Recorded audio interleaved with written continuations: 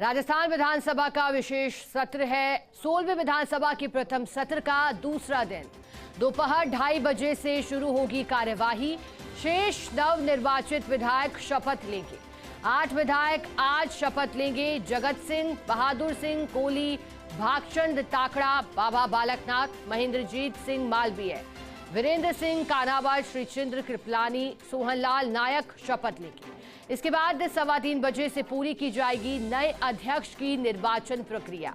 वासुदेव देवनानी संभालेंगे आज आसन। और पहला दिन विधानसभा के विशेष सत्र का बेहद चर्चाओं में रहा, क्योंकि फिर कल संस्कृत में भी शपथ ली है कुछ विधायकों ने। वासुदेव देवनानी चुने जाएंगे निर्विरोध स्पीकर। दोपहर 2:30 बजे से पूरी की जाएगी नए अध्यक्ष की निर्वाचन प्रक्रिया। इसके बाद वासुदेव देवनानी संभाल लेंगे आसन। अध्यक्ष पद के रूप में न केवल एक प्रत्याशी देवनानी ने कल नामांकन किया था। पहले नामांकन पत्र में मुख्यमंत्री बजरंगलाल शर्मा के प्रस्ताव को सचिन पायलट ने अनुमोदन किया। दूसरे पत्र में गहलोत के प्रस्ताव को डोटासरा ने अनुमोदन किया। तीसरे पत्र में वसुंधरा राजे के प्रस्ताव को राजकुमार रोत ने अनुमोदन किया। चौथे नामांकन पत्र में दिया कुमारी के प्रस्ताव को चंद्रभान सिंह चौहान ने अनुमोदन दिया। 5वें नामांकन में हनुमान बेनीवाल के प्रस्ताव को सुभाष गर्ग ने अनुमोदन दिया। 18वें विधानसभा अध्यक्ष के तौर पर निर्वाचित होंगे वासुदेव देवनानी। अध्यक्ष पद पर निर्वाचन के बाद प्रेस कॉन्फ्रेंस करेंगे देवनानी।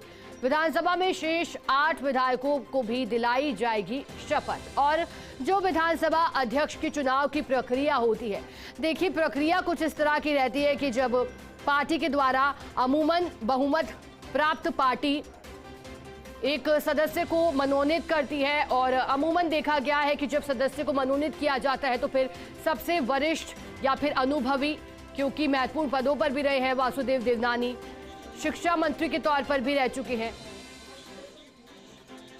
अब उन्हें पार्टियों का समर्थन भी मिला है। कांग्रेस पार्टी भी समर्थन दे चुकी है। ज्यादा जानकारी देने के लिए विधानसभा के बाहर से हमारे साथ ब्यूरो चीफ नरेश शर्मा जुड़ गए हैं। नरेश जी, जानकारी दीजिएगा आज का दिन किस तरह से रहेगा, क्योंकि कुछ शपथ भी होनी है और फिर अध्यक्ष का भी निर्वाचन होगा।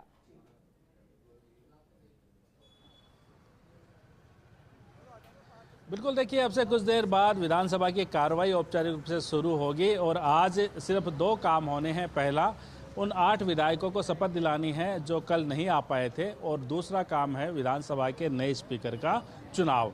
हालांकि नए स्पीकर का नाम तय हो चुका है, वासुदेव देवनानी है वो नए स्पीकर होंगे।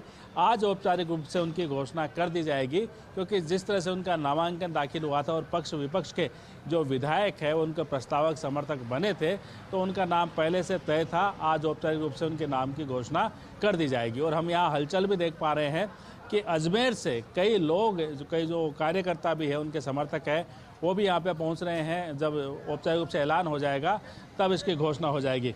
हमारे साथ योगेश है, योगेश से हम बात करते हैं इस बारे में। योगेश, विधानसभा की औपचारिकता की 8 शपथ होगी, लेकिन उसके बाद जिस पर नज़र है कि वासुदेव देवनानी अब नए स्पीकर बनेंगे। कल जिस तरह से संकेत मिले थे कि पक्ष और विपक्ष दोनों ने मिलके ये काम किया है कि सर्वसम्मति दिखाई जाए, तो आज औपचारिक रूप से ऐलान हो जाएगा, लेकिन ऐलान होने के साथ चुनौतियाँ भी बड़ी हो जाएगी।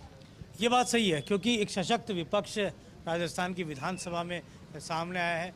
तमाम बड़े नेता कांग्रेस पार्टी के, चाहे वो अशोक गहलोत है, सचिन पायलट है, गोविंद सिंह डोटासरा है, हरीश चौधरी है, हरिमोहन शर्मा है, बड़े बड़े नेता जो कांग्रेस पार्टी के हैं, महेंद्रजीत मालवीय है, वो जीत कर आए हैं। तो ऐसे में कहा जा सकता है कि जिस तरह का घटनाक्रम है, उस घटनाक्रम में यहाँ पर राजस्थान की विधानसभा का अध्यक्ष की जिम्मेदारी थोड़ी देर बाद वो संभालेंगे, और जिम्मेदारी संभालने के ठीक बाद प्रेस कॉन्फ्रेंस वासुदेव देवनानी करेंगे, और विधानसभा अध्यक्ष की जो औपचारिकताएं हैं वो पूरी की जाएंगी उससे पहले।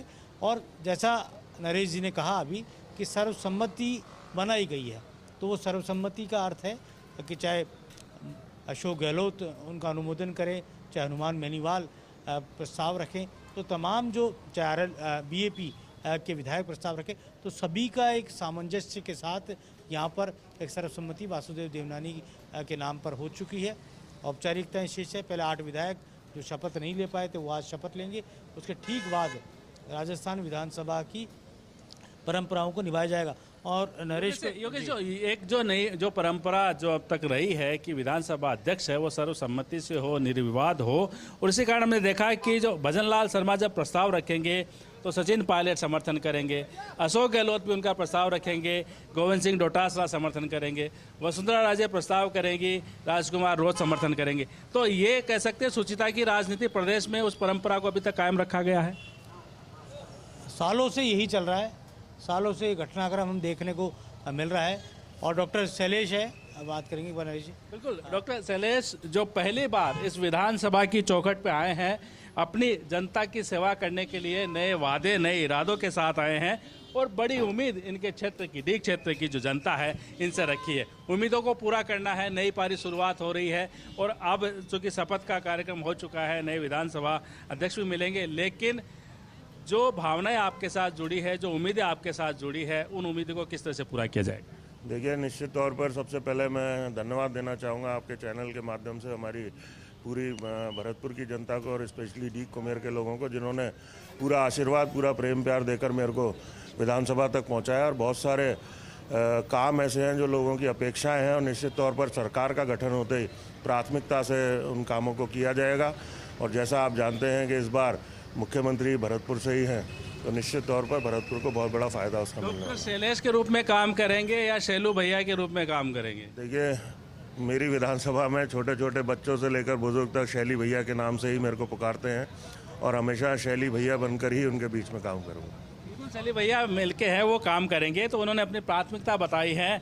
योगेश और ऐश्वर्य हमारे साथ जुड़े हैं, ऐश्वर्य से भी एक प्रश्न कर लेते हैं। ऐश्वर्य, आज मुख्यमंत्री जो है वो दिल्ली से यहाँ पे आ रहे हैं और जो एक कह सकते हैं एक परंपरा निभाई जाएगी नए स्पीकर के चयन होने के बाद में कि खुद मुख्यमंत्री और जो विपक्ष के साथी हैं वो उनको लेके आसन तक जाएंगे, उसके बाद औपचारिक रूप से जो नए स्पीकर है वो अपना काम करना शुरू कर देंगे। अभी किस तरह का, आज सुना है कि मुख्यमंत्री यहाँ वृक्षारोपण का भी कुछ कार्यक्रम रखा गया है? देखिए, पौधरोपण तो है ही, पौधरोपण के अलावा यहाँ विधानसभा में पौधरोपण भी है, लेकिन नरेश सबसे ज़्यादा प्रतीक्षा यदि किसी को है तो उस क्षण की है कि जब मंत्रिमंडल में नए मंत्री आएंगे। कौन कौन मंत्री आएंगे, क्योंकि प्रधानमंत्री मोदी से लेकर अमित शाह और केंद्रीय नेतृत्व के कई नेताओं से मुलाकात मुख्यमंत्री भजन लाल शर्मा की हुई है। दिया कुमारी और डॉक्टर प्रेमचंद बैरवा उनके साथ मौजूद रहे। तो ये जो बाहर का दृश्य है, थोड़ी देर पहले आप दिखा रहे थे, जिनमें कि भैराराम सियोल, हमीर सिंह भायल और उनके अलावा जो दूसरे लोग हैं वो लगातार यहाँ खड़े हुए हैं और उनको लोग बधाई दे रहे हैं। भैराराम सियोल को बधाई दे रहे हैं, सुमित गोदारा को बधाई दे रहे हैं, इवन उनके अलावा मारवाड़ जंक्शन के जो विधायक जीत कर आए हैं उनको बधाई दे रहे हैं। आपस में बधाइयों का सिलसिला चल रहा है, लेकिन ये समझ में नहीं आ रहा कि मौका किसको मिलेगा मंत्री बनने का। बिल्कुल योगेश, बड़ा सवाल कहा है कि ये नई इमारत के साथ इस नई इमारत में तो कौन कौन रहेगा और सिविल लाइंस के बंगलों में कौन कौन रहेगा? ये बात सही है। विधानसभा का जो ये विधायक आवास है अपने आप में बहुत ही भव्य बना है और राजस्थान हाउसिंग बोर्ड वासुदेव देवनानी जो है, तस्वीर एक बार दिखा दें आपको। वासुदेव देवनानी यहाँ पहुँचे हैं, उनकी तस्वीर आपको लगातार दिखाते हैं। और जैसे हमने कहा था कि उनके कुछ देर में जब वो यहाँ पे पहुँचेंगे, उसके बाद औपचारिक रूप से जो है उनकी घोषणा हो जाएगी और घोषणा होने के बाद में उनके जो कई शुभचिंतक है वो यहाँ पे आए हैं। अरुण चौधरी है वो यहाँ पे पहुँचे हैं, पहली बार विधायक बन के आए हैं। अपने पिता की जो कह सकते हैं कि जो पहले वो अपने क्षेत्र का प्रतिनिधित्व कर रहे थे, अब उनकी जगह इनको जो वहाँ की जनता ने, पचपदा की जो जनता है उन्होंने चयन करके भेजा है। काफ़ी संघर्षपूर्ण मुकाबला था, लेकिन संघर्षपूर्ण मुकाबले के बीच में वहाँ की जनता ने आप पे भरोसा किया। अब उस जनता के भरोसे पे कायम रखना आपकी जिम्मेदारी है। किस तरह से क्षेत्र की जनता के प्रति जवाबदारी आपकी रहेगी?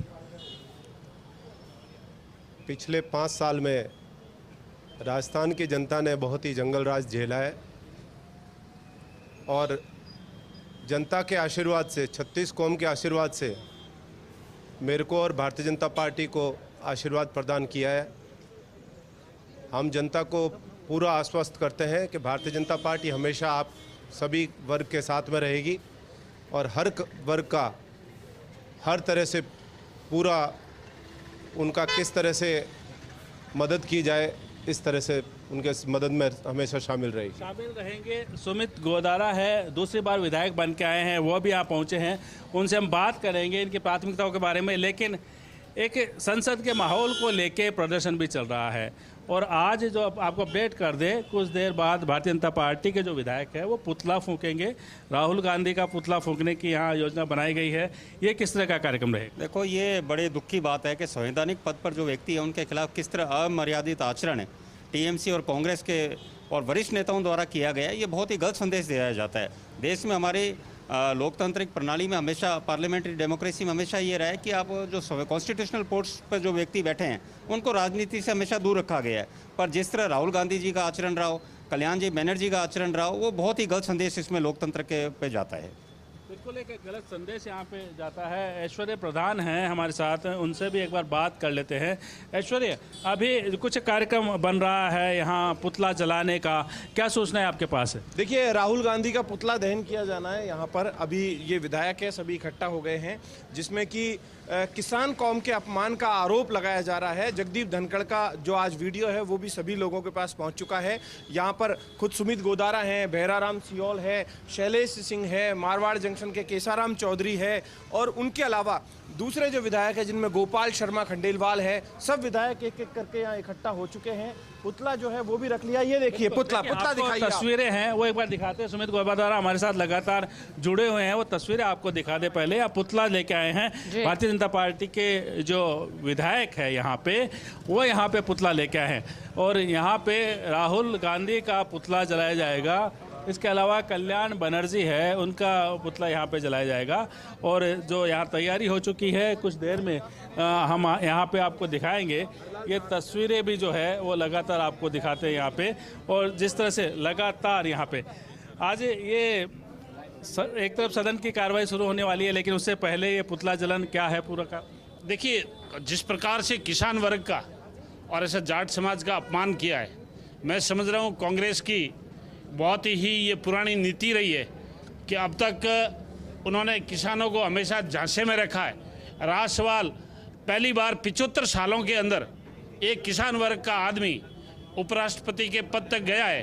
वो कांग्रेस को हजम नहीं हो रहा है, उनका हाजमा कांग्रेस का बहुत ख़राब हो चुका है।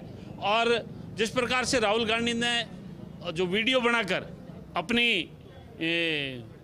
जो इज्जतदार प्रवृत्ति का एक जो परिचय दिया है, उसकी हम बहुत ही कड़ी भर्त्सना करते हैं और कठोर शब्दों में उनकी निंदा करते हैं कि कांग्रेस की इस प्रकार की जो कार्य पद्धति है वो जाट विरोधी है और किसान विरोधी है। आप क्या कहेंगे इस बारे में? आप भी इसमें शामिल हो? कांग्रेस ने हमेशा फूट डालो शासन किया है।